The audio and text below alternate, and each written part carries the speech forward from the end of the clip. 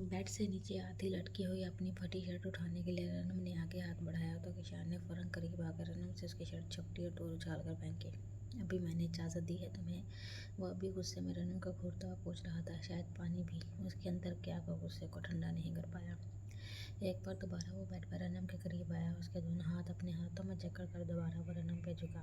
रनम ने अपने दोनों हाथ एक दूसरे में व्यवस्थ किए और आंखें बंद कर ली। फुर्सत मिल गई तुम्हें। रनम की शादी की वजह से सुबह ने छुट्टी ली हुई थी।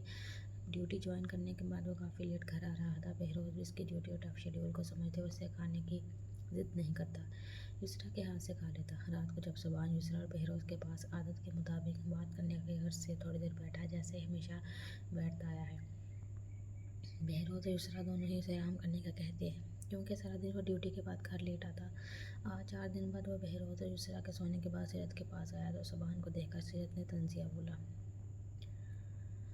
फुर्सत कहाँ है यार इन दिनों। तुम देख तो रही हो कितना लेट घर आ रहा हूँ, फिर भी इस तरह बात कर रही हो। सुबहान पहले ही थका हुआ था। सीरत का तंज करना उसे अच्छा नहीं लगा। फुर्सत नहीं है, फिर भी रूटीन के मुताबिक रोज़ मम्मा पापा की खिदमत में तो तुम बेला नाकर हाजिर होते हो। मम्मा पापा लफ्ज़ पर जोर देते हुए सीरत ने सर चढ़ा कर कहा, ओह तो जलन तुम्हें इस बात की है। वैसे फारिग तो तुम भी हर वक्त रहती हो। यूँ अपने रूम में पड़े पड़े तुम्हारा दिल नहीं भरता। तुम भी कभी पापा के पास जाकर बैठ जाया करो। मम्मा के साथ किचन में हाथ बटा लिया करो। अपने लहजे को नरम रखते हुए सुबहान ने उसका मशवरा दिया, जिस पर सीरत मजीद दबकी। ओह तो तुम्हारे कान भरे गए हैं जब भी तुम यहाँ आए हो।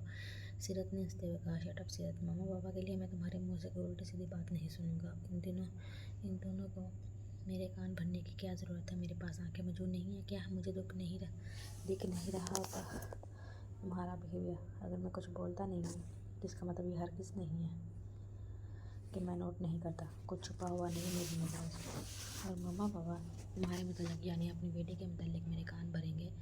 सुबहान को सीरत की बात पर गुस्सा आया, जिसका इजहार करते हुए उसने सीरत से कहा, मुझे तो कहीं से नहीं लगता कि मैं उनकी बेटी हूँ, बल्कि उनके बेटे तुम ज़रूर लगते हो। उन्हें मेरी ना पहले ज़रूरत थी ना अब है। पता नहीं क्यों लेकर आए हो तुम मुझे इस घर में। सीरत ने भी अपना गुस्सा दबाने के बजाय उसका बर्मला इजहार किया। तुमने कभी बेटियों की तरह उनसे रवैया रखा है। कभी उनके पास बैठती हो तो खुद से उनके लिए टाइम निकाला है। कभी जाकर उनके पास बैठो, उनके सीने से लगो तो तुम्हें मालूम हो कितना तरसते हो तुम्हारे लिए अब तक। सीरत, तुमने खुद एक नामालूम सी गुरेज की लकीर उनके और अपने बीच में खींच दी है। ना तुम उस लकीर को खुद पार करती हो ना उन्हें करने देती हो, और इस पर भी तुम मुझसे शिकवा कर रही हो। हैरत होती है मुझे तुम्हारी जुबान के पास सुनकर। फिलहाल वो चुप हो गए। थोड़ी देर बाद बोली, कमरे से बाहर तुम जा रहे हो या मैं चली जाऊँ। सीरत ने संजीदगी से उसको देखकर पूछा तो सुबहान अफसोस भरी नज़र उस पर डालकर उसके कमरे से चला गया। रनम की आंख सुबह अलार्म की आवाज़ से खुली। अलार्म बंद करके वो बेड से उठते हुए आईने के सामने खड़ी होकर अपने वजूद को देखने लगी। उसके हाथों और बाजुओं पर कशान की उंगलियों के निशानात अभी तक मौजूद हैं। बेसाख्त उसने अपने निचले कटे हुए होंठ पर उंगली फेरी। कल रात उसका शौहर किस बुरी तरीके से उसकी ज़ात को रोंद चुका था। रात वाला वह मंजर याद करके रनम की आंखें भीगी। होंठों पर से वह अपनी उंगली को गर्दन तक और फिर उसके बाद सीने तक लाई, जहाँ पर जा बजा उसके शौहर की हैवानियत जनूनियत के निशानात मौजूद थे। न्यूज़ में अखबारात में जब वो इस तरह की खबरें देखती पढ़ती तो वह ऐसे मर्दों के बारे में यही सोचती, उनको किस पलड़े में तोला जाए, इंसानियत के या हैवानियत के। गर्दन मोड़कर उसने सोए हुए किशान पर अफसोस भरी नज़र डाली, जो उसकी ज़ात पर फतह का जश्न बनाकर गहरी चुप पुरसुकून नींद सो रहा था। शादी के बाद आज के 11वें दिन उसकी मोहब्बत करने वाले शौहर ने फर्श पर से अचानक ज़मीन पर लापड़ रखा था। कल रात अपना गुस्सा ठंडा होने के बाद उसी ने रनम को वार्डरोब से कमीज़ निकाल कर दी, जो रनम ने खामोशी से पहन ली। इसके बाद कशान दूसरी तरफ पीट करके सो गया।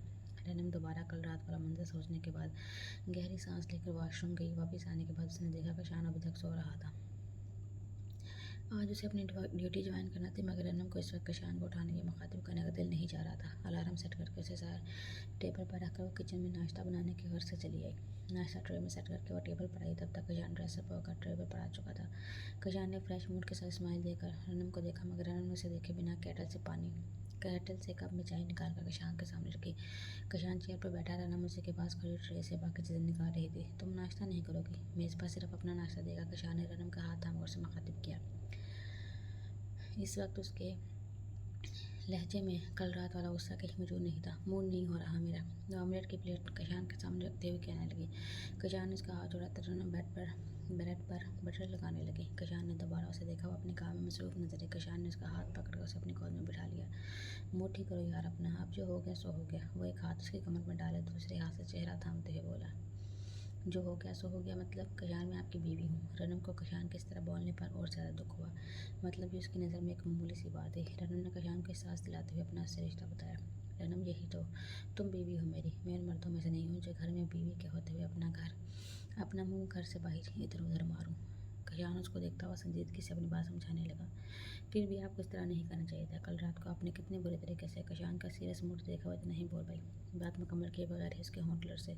तुमने खुद कल रात को क्या किया था मेरे साथ? हाथ पीछे हटाए, मुझे खुद से दूर किया, मुझे मना किया। कशान ने अभी भी संजीदगी से बोला। उसकी नज़र रनम के होंठ और गर्दन के निशानात पर पड़ी, जो कल रात इसके साथ होने वाली ज़बरदस्ती को बयान कर रहे थे। सही है, मैंने ज़िंदगी का एक हिस्सा जेल में गुजारा है, मगर मेरा म्यार फिर भी इतना गिरा हुआ नहीं है कि मैं अपनी ज़रूरत को पूरा करने के लिए किसी कॉल गर्ल के पास जाऊँ या अपनी ज़रूरत पूरा करने के लिए किसी को घर लेकर आऊँ। रनम, मैंने तुमसे जायज़ बंधन बांधा है। मुझे जब ज़रूरत होगी मैं तुम्हारे पास ही आऊँगा। रनम की आंखों में अपनी नीले नाराज़गी देखकर दोबारा बोला, ठीक है कशान, मगर प्लीज़ अब कभी भी आप मेरे साथ कल रात वाला सलूक मत करिएगा। रनम बोलते हुए रोना आने लगा। तो फिर तुम भी आगे से मुझे मना मत करना। गुस्सा आ गया था मुझे कल रात जब तुमने मेरे हाथ पीछे किया। अब यूँ रोका, मुझे गिल्टी फील कराने की ज़रूरत नहीं है। जाओ शाबाश, अपने लिए भी नाश्ता लेकर आओ, मैं अकेले नाश्ता नहीं करूँगा। कशान नरम लहजे में बोलने लगा। रनम अपने आंसू साफ करके उठी, किचन से अपना नाश्ता लेकर आ गई। इन दोनों ने नाश्ता किया। कशान ऑफिस जाने लगा। तब रनम से छोड़ने दरवाजे तक आई। स्माइल दो मुझे देखकर, वरना ऑफिस में सारा दिन मुझे तुम्हारी रोती हुई शक्ल याद आएगी। कशान ने रनम को देखकर कहा तो हल्के से मुस्कुरा दी। ढोल हो तुम मेरी, मैं हमेशा तुम्हें खुश देखना चाहता हूँ। रनम के स्माइल देने पर कशान ने उसके माथे पर अपने होंठ रखते हुए कहा, दरवाज़ा सही से लॉक करो, जाकर रेस्ट करो। शाम को जल्दी आने की कोशिश करूँगा, फिर तुम्हारी तरफ चलेंगे। कशान प्यार से उसके गाल थपथपाता हुआ बाहर निकल गया। रनम दरवाज़ा लॉक करके वापस आई, बर्तन टेबल से उठा गया। किचन में रखे अपने बेडरूम में आकर बेड पर लेट गई। कशान गिल्ट थे, मगर एक दफ़ा भी उन्होंने अपने रवैये की माफ़ी नहीं मांगी। क्या वाकई सिर्फ गलती मेरी थी? मुझे इस तरह उन्हें रोकना नहीं चाहिए था। वो अपने हाथों के निशानों पर उंगलियां फेरते हुए सोचने लगी, फिर सर झटक आंखें बंद करके सोने की कोशिश करने लगी। क्या हुआ, इतनी खामोश क्यों हूँ? कोई बात हुई है क्या? बहरोज़ ने यूसरा को काफ़ी देर से खामोश देखा तो पूछ बैठा, वो कल से ही चुप थी। बहरोज़, मुझे बाजी का समझ नहीं आता। आखिर उन्होंने क्या सोचकर आशिक के लिए सीरत का बोला? जामिया ने एक बेटी को देने से मना कर दिया तो दूसरी क्यों दूंगी? दोबारा नहीं, ऐसी बात नहीं करनी चाहिए थी। अब भला सीरत को आशिक के लिए मांगने की क्या ज़रूरत थी? यूसरा ने परेशान होकर अपनी उलझन बहरोज़ से शेयर की। ज़ाहिर बात है, हम जवान बेटियों के माँ बाप हैं, रिश्ते तो आएंगे, परेशान होने वाली क्या बात है? तुम्हें मुनासिब नहीं लग रहा तो मना कर दो। बहरोज़ ने लेटे हुए से प्रॉब्लम का सलूशन बताया। आप जितनी आसानी से मसले का हल बता रहे हैं ना, इतनी आसान नहीं है मना करना। वो मेरी बहन है। दूसरा ने मज़ीद परेशान होकर मुँह बनाया। अगर मना करना आसान नहीं है तो नहीं करो मना। आशिर बुरा लड़का नहीं है, मुझे पसंद है। बहरोज़ एक दफ़ा फिर बोला, जिस पर यूसरा से देखती रह गई। रनम और सीरत के मिजाज में काफ़ी फ़र्क है। बहरोज़, आपको लग रहा है वो इतनी आसानी से मानेगी? यूसरा ने बहरोज़ को देखकर बोला।